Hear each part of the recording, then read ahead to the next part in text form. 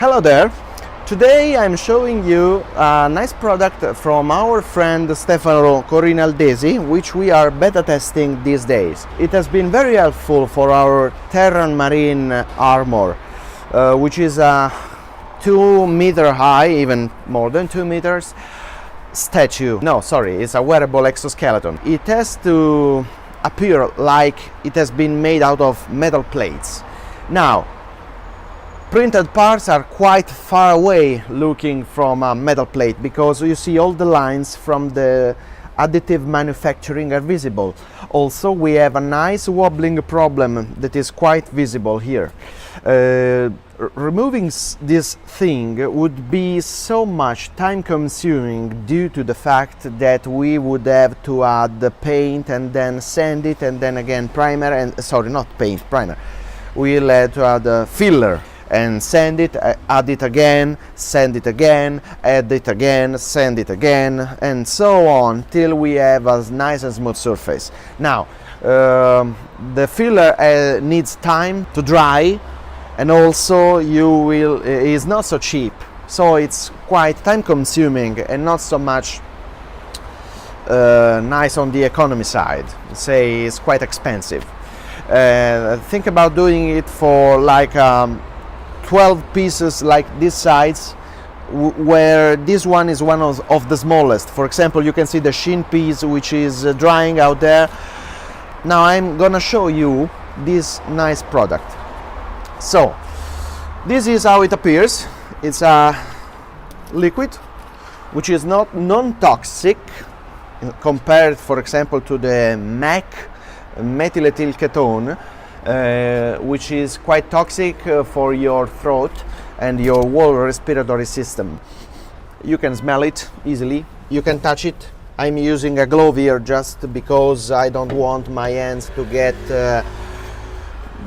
dirty. I'm just gonna pour some of the product here because it's more comfortable to keep in hand than this bottle, and also because the brush fits in and on the other one doesn't fit. Anyway, how does it work? You just wet your brush and apply it all over the surface of your part. This way, easily. Okay. As you can see, I'm not wearing any respiratory protection because, as I foretold you, it's totally non-toxic. Smells like modeling clay, you know. It's so easy to use, as you can see. It's tend to drip off, so try to be careful not making it go on the floor if you have a nice floor, because paint would start melting because it reacts like a paint remover, but is specifically formulated for PLA to make it soft. Now, why would you make it soft?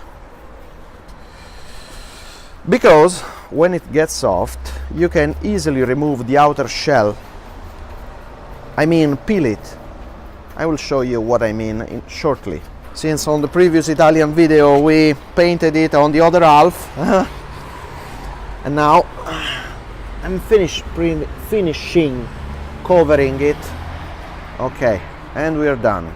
To deactivate this Lisciatore smoother, you just need some water, tap water. You just put it under your sink and wash it, and you're done. Now, you just let it work its way in some hours, maybe even better overnight, so it can go right inside the outer shell, and you'll have something like this. Okay, let me take this scrap piece where we already made some work. Now, we just applied one coating of it earlier and already removed it, so I've applied it once more, and as you can see, Okay, let me check. Okay, you will have like this situation you see here.